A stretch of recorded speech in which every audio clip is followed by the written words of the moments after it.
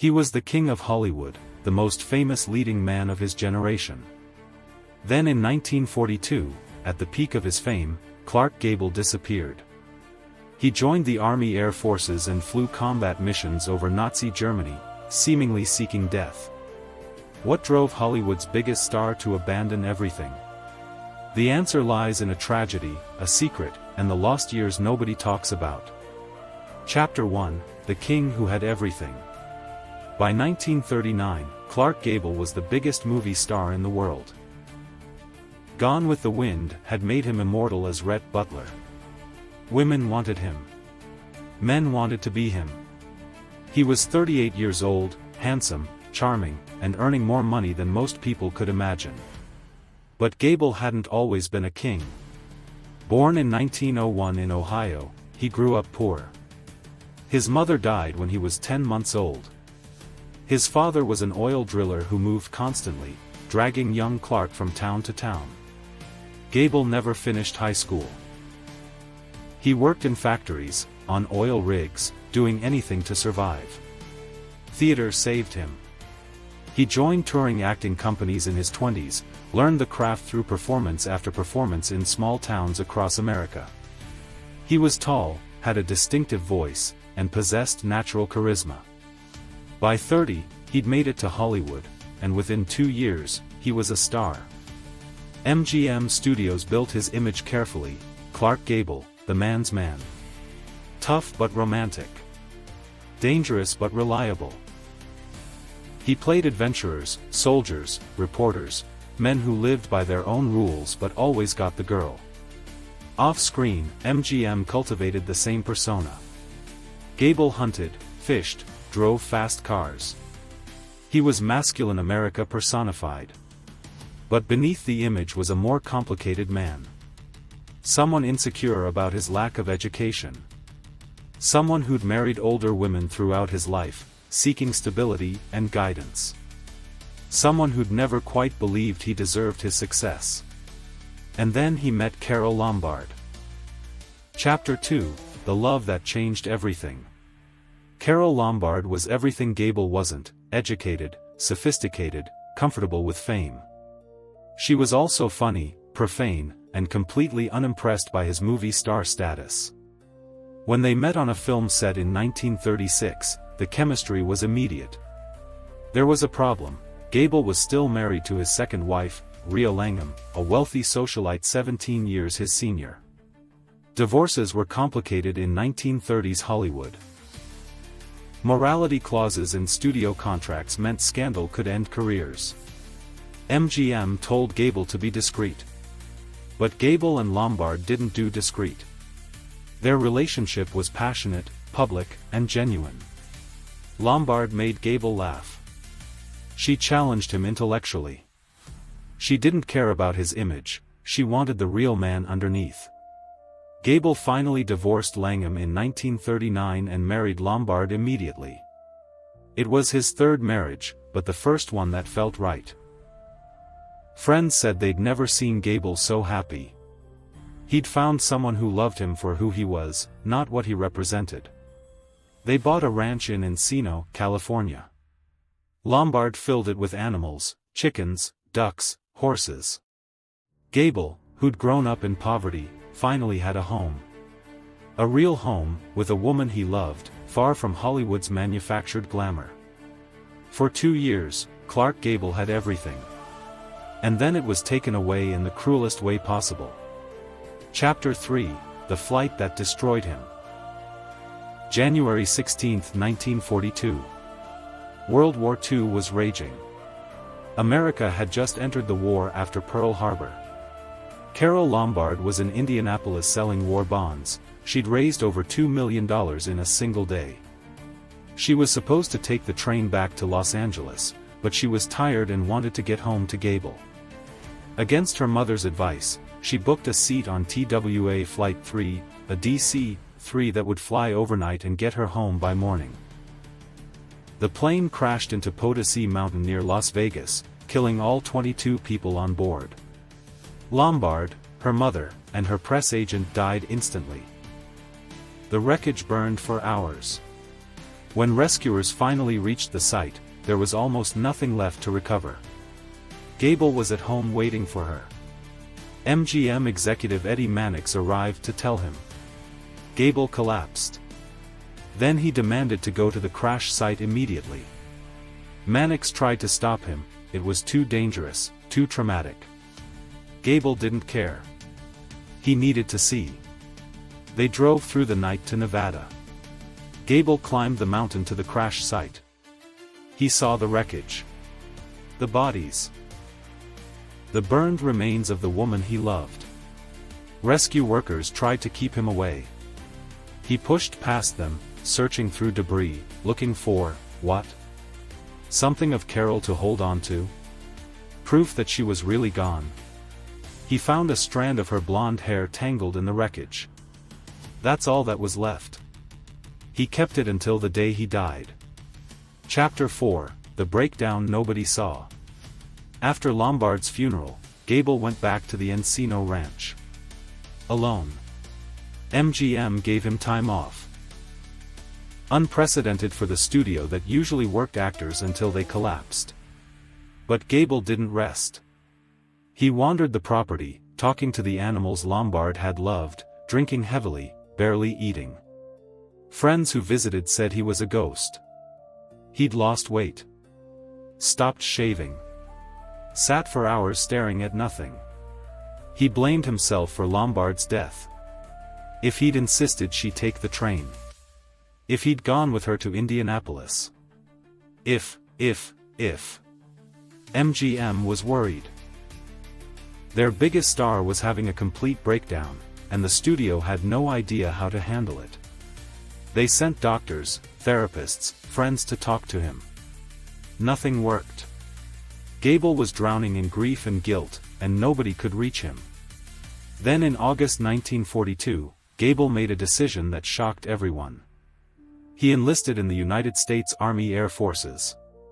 At 41 years old, he was too old for combat duty. He could have stayed in Hollywood making propaganda films like other stars. But Gable didn't want safety. He wanted to die. He told friends, "I don't care if I come back or not." Some thought he was being dramatic. Others understood. Gable was volunteering for combat because death felt better than living without Carole. Chapter 5, The War He Went to Fight. The Army Air Forces didn't know what to do with Clark Gable. He was the most famous man in America volunteering to risk his life. The publicity value was enormous, but so was the risk. If Gable died in combat, it would be a propaganda disaster. They sent him to officer candidate school, then gunnery training. Gable, who could have spent the war safe in Los Angeles, was training to fly combat missions over Nazi Germany, some of the most dangerous operations of the war. In 1943, Gable was assigned to the 351st Bomb Group in England. His official role was making a documentary about aerial gunners. His unofficial role was flying combat missions as a gunner himself. He flew 5 missions over occupied Europe, including raids over Germany where German fighters and anti-aircraft fire killed hundreds of Allied airmen. German radio propaganda announced that Hitler had offered a reward for Gable's capture. He wanted to present the King of Hollywood to his girlfriend Eva Braun as a trophy. German fighters specifically targeted planes they believed Gable was on. Gable didn't care.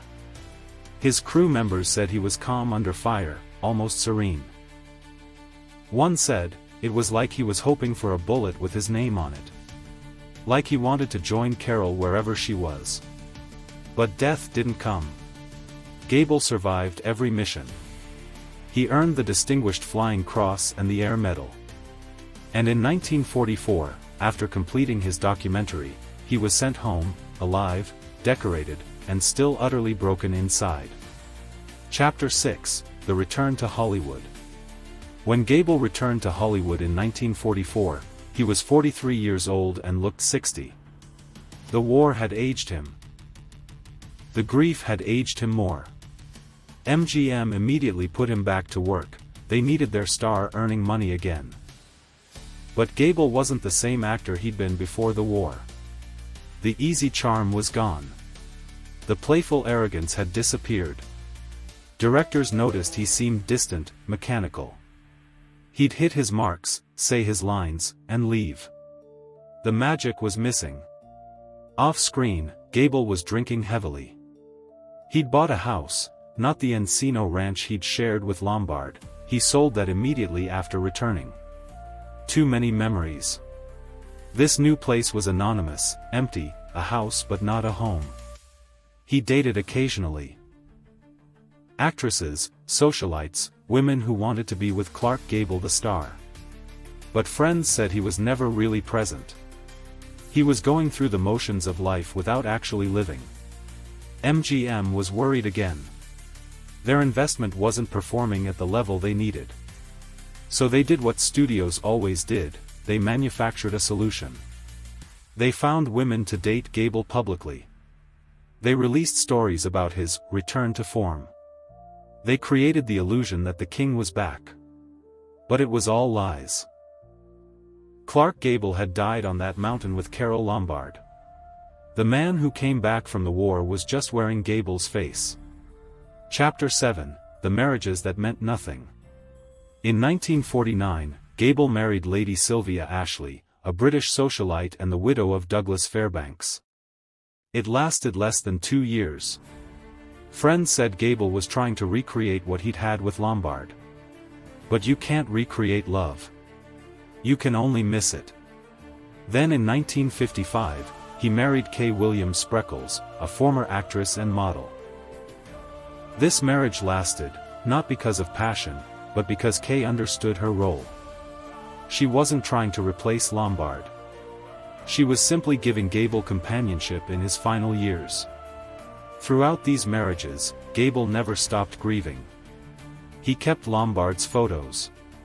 He visited her grave regularly.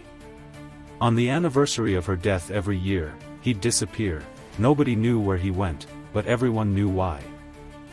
He told an interviewer once, late at night after too many drinks, "I've been married 5 times. But I was only in love once. Everything since Carole has just been filling time until I can be with her again." This was the mystery of Clark Gable's lost years.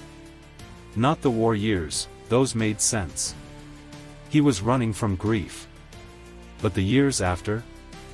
Those were harder to understand. He worked. He married. He played the role of Clark Gable. But the man inside was gone, just waiting to die. Chapter 8. The final film and the final betrayal. In 1960, Clark Gable was cast in The Misfits, alongside Marilyn Monroe and Montgomery Clift. It would be his last film, though nobody knew that when filming began. The production was troubled from the start. Monroe was struggling with addiction and depression.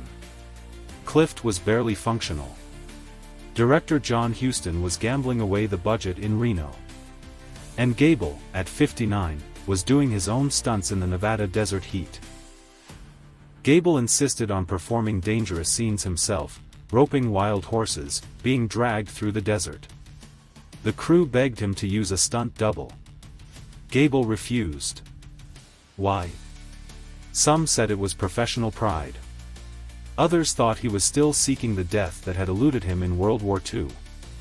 On November 6, 1960, filming wrapped. Gable was exhausted. He complained of chest pains but dismissed them. He'd always been tough. Always pushed through pain. Why stop now?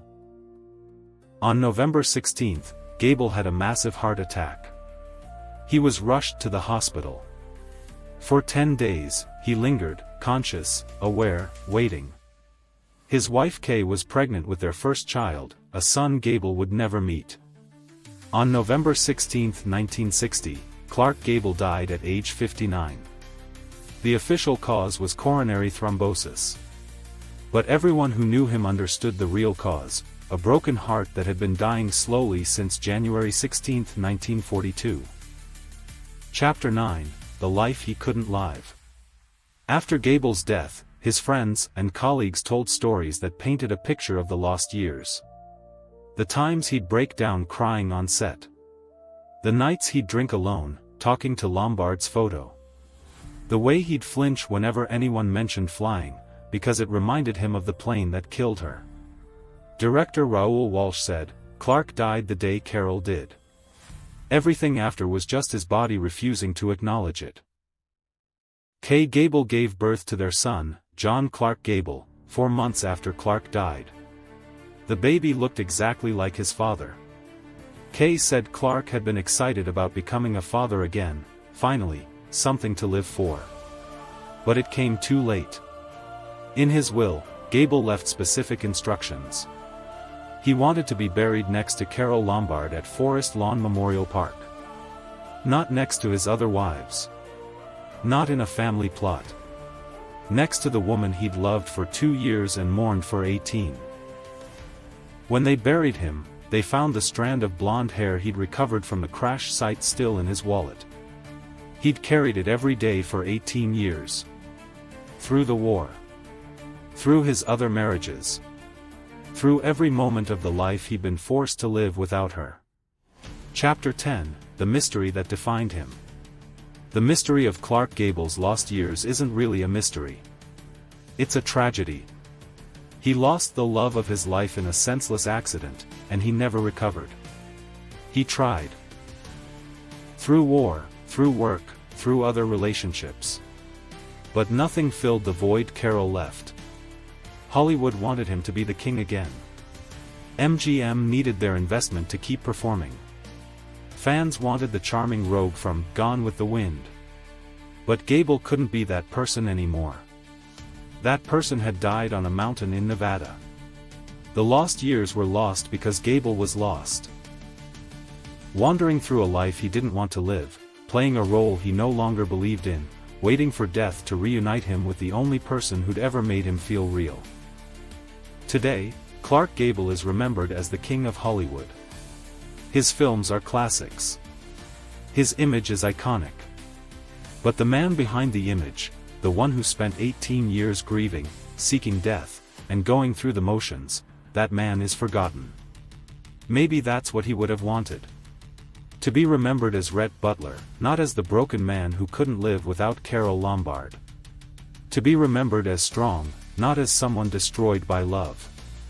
But the truth is more human than the legend. Clark Gable wasn't just a king. He was a man who loved deeply, lost everything, and spent the rest of his life trying to find his way back to the only person who'd ever made him feel at home. Final cliffhanger. 3 months after Clark Gable died, his widow Kay received a package. No return address. Inside was a journal, leather-bound, worn, and filled with Clark's handwriting. It was a diary he'd kept from 1942 to 1960. 18 years of entries, starting the day after Carole Lombard's funeral and ending a week before his heart attack. Kay read it once. Then she locked it away. She never spoke about what was in it. When she died in 1983, the diary was passed to John Clark Gable, the son who'd never known his father. John Clark read it once when he turned 18. He gave one interview about it in 1995, saying, "It was the saddest thing I've ever read. Every entry was a letter to my father's dead wife." 18 years of one-sided conversations with a ghost. 18 years of "Dear Carole, today I." And "Dear Carole, I wish." And "Dear Carole, I can't do this anymore." John Clark Gable donated the diary to a museum with the stipulation that it wouldn't be opened until 2060, 100 years after his father's death. He said, "My father deserves privacy for his grief. Let the legend rest. Let the man rest too." So the diary sits in a vault. Locked. Sealed. Containing 18 years of Clark Gable's private thoughts. His grief. His guilt. His loneliness. Everything the King of Hollywood felt but could never show the world. What's in those pages? Did Gable write about wanting to die? Did he confess to seeking death in combat, on film sets, through reckless behavior? Did he explain why he married other women when he knew he'd never love again? Did he document the slow death of his spirit as he forced himself to keep living a life he didn't want? We won't know until 2060. By then, everyone who knew Gable will be dead. Everyone who loved Carole Lombard will be gone. The mystery will finally be solved when it no longer matters to anyone but historians. But maybe that's appropriate. Clark Gable spent 18 years living in the past, talking to a dead woman, unable to move forward. The diary is his final conversation with Carole, one that won't be interrupted until enough time has passed that their love story is history instead of heartbreak. In one of his final interviews, Gable was asked what he wanted to be remembered for. He thought for a long moment, then said, "I don't care about the films or the fame. I just want people to know I loved her. That's all that mattered. That's all that ever mattered." The mystery of Clark Gable's lost years is solved. He lost them to grief. He lost them to a love so profound that living without it felt like dying slowly, day after day, for 18 years. And when death finally came in 1960, Clark Gable didn't fight it. He welcomed it. Because it meant he could finally stop pretending to live and start being with Carole again. The King of Hollywood spent his final 18 years as a broken man pretending to be whole. And he did it so convincingly that the world never knew, until the diary reveals the truth in 2060. But the truth is already clear to anyone who looks closely. Clark Gable died in 1942 on a mountain in Nevada. His body just took 18 more years to catch up.